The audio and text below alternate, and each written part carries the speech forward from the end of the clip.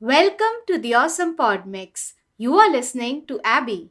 The idea behind this podcast was to talk about how certain movies and TV shows made me feel when I watched them for the very first time. A reputed filmmaker once said, when a piece of art invokes a similar feeling amidst a large audience, it's the triumph of the filmmaker. That's the magic of cinema. I love the magic of cinema. Today, I'll be talking about the fifth episode of Marvel Studios' Ms. Marvel. Whether Marvel creates movies or TV shows, they are all cinematic. This episode's title is Time and Again, written by Fatima Asghar and directed by Sharmeen Obaid Chinoy. Listening to the song Tu Mera Chand Main Teri Chandni over the Marvel Studios title sequence as the color fades away to sepia gave me chills, literal chills. Very WandaVision-esque as the audio distorts a bit, as if playing on an old LP record. The aspect ratio changes to 4:3 of that of an old film. I can't even express how happy this makes me. The song is from the 1949 movie Dillagi. The music is by Naushad and the lyrics are by Shakil. The song literally translates to, "You are my moon and I am your moonlight." Aisha carries the Noor, hence the moonlight. It foreshadows the love story between Aisha and Hasan. The episode opens with Aisha in 1942 British-occupied India when she left with the bangle from the cave. She's running barefoot from a British soldier and finally she throws a dagger, killing him. Those daggers could be her connection to the Red Daggers group. Now the Ms. Marvel title cards appear in various languages. I'll describe them in the order they appear on screen. First is Ms. Marvel in English over a torn British flag. The second is in Urdu over a green wall with bullet holes and shadows. Then in Hindi over a field of roses. Then in Urdu again over a mural of a man and a woman red dagger. Then in Urdu again over a black and white picture of refugees. Then in Hindi over a train compartment along with the initials NWR, which is North Western Railways. Then in Bengali over the train tracks with inky shadowy font. Then in Hindi over a map of India and Pakistan. Then in Bengali again. Then in Urdu and Hindi cracked from the center like a border. Then in Telugu over a painted picture of field of roses. Then in Punjabi over a resettlement card that reads Government of East Punjab, Department of Rehabilitation for the Khan family. Then in Gujarati, then in Punjabi again, and this one's my favorite. It reads Marvel Studios presents Ms. Marvel, a Sloth Baby production, 1947. Then in Tamil over a painting of refugees. Then in Gujarati again over a cosmic background. Then the final one in Urdu over a painting of roses.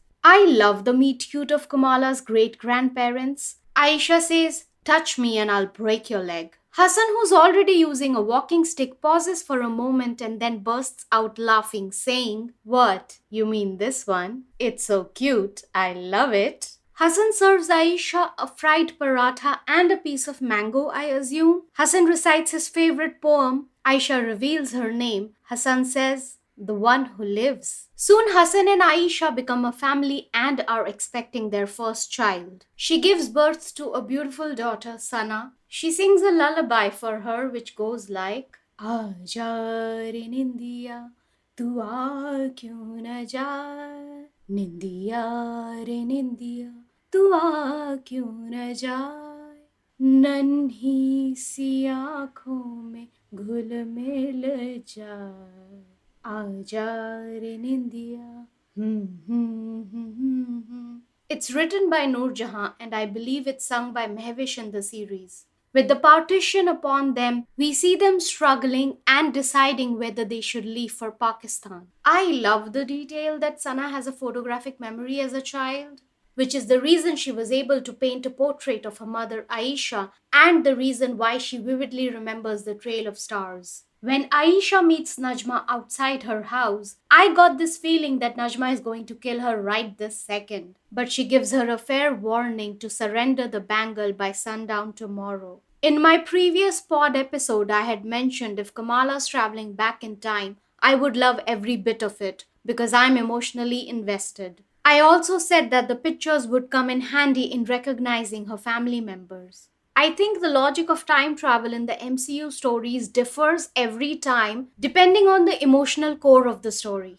I love the new rules of time travel explained in Endgame, but I also love that Steve went back in time to live a full life with Peggy without branching the timeline and was in the background the whole time. It's exactly the way Kang puts himself in the timeline without branching it off. The TVA has repeatedly mentioned there is no such thing as free will. It was always destined to happen. It's a paradox. I don't believe in the TVA theories, but I believe in Kamala's story. FYI, Loki's pod episode's coming right after Miss Marvel ends.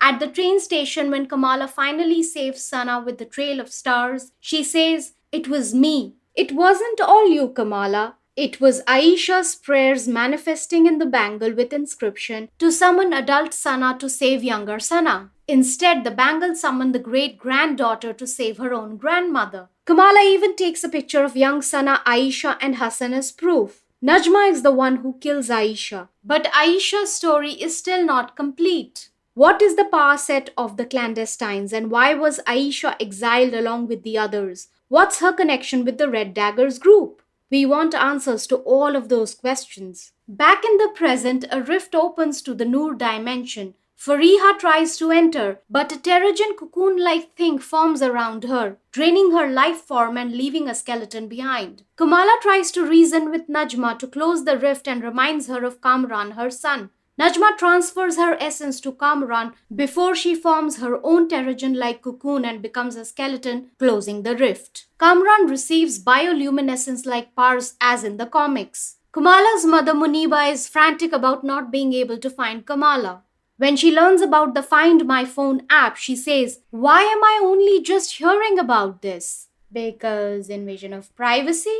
When Sana and Muneeba find Kamala, Muneeba discovers that Kamala is the light girl. Kamala hands over the picture that Aisha gave for Sana. Sana is overjoyed. Muneeba finally realizes all of her mother's stories were true. Muneeba is not too thrilled about Kareem though. As Kamala and Kareem bid each other goodbye, Kamala thanks Kareem for everything. Kareem assures he's just a call away. Although the US government may or may not have several warrants out for his arrest, he is definitely coming to America. Kareem gives his red scarf to Kamala, which would become a part of her superhero costume. Muneeba finds Kamala's broken Arabic necklace, which is in the shape of the lightning bolt, like Ms. Marvel's Insignia. Kamran finds Bruno and asks for his help. Setting aside his differences, Bruno offers Kamran his home. Kamran received his superpowers not knowing that his mother sacrificed herself. He believes his mother would not abandon him. Dude, your mother abandoned you in the previous episode. How are you so sure she wouldn't leave you an orphan? I guess you are in denial. It's okay, kid. Happens to the best of us. Bruno is more practical and I have more sympathy for Bruno. He lost his parents and is living with his Nona. He works at the Circle Q, which helps him make money. The DODC drone taken from the Stark Industries follows Kamran and spots him at Bruno's. When Kamran uses his powers at the drone bombs the Circle Q at the end of the episode. I feel bad for Circle Q blowing up, but I feel even more terrible for Bruno because all he was trying to do was help Kamran. Poor Bruno. His only source of livelihood is now gone. There are so many unexplained things which I hope they address before the season wraps up. But before I wrap up, I want to inform that I will post about Thor Love and Thunder after Miss Marvel's last episode airs. And I'm done talking about that. Because I feel it'll disrupt the sequence in the pod. Messing up the sequence gives me anxiety even though my pod is called Awesome Pod Mix. You can listen to the Awesome Pod Mix and subscribe to it on Apple Podcasts, Spotify, Amazon Music and Google Podcasts. If you like what I'm doing, I'll soon be launching the Awesome Pod Mix page on Patreon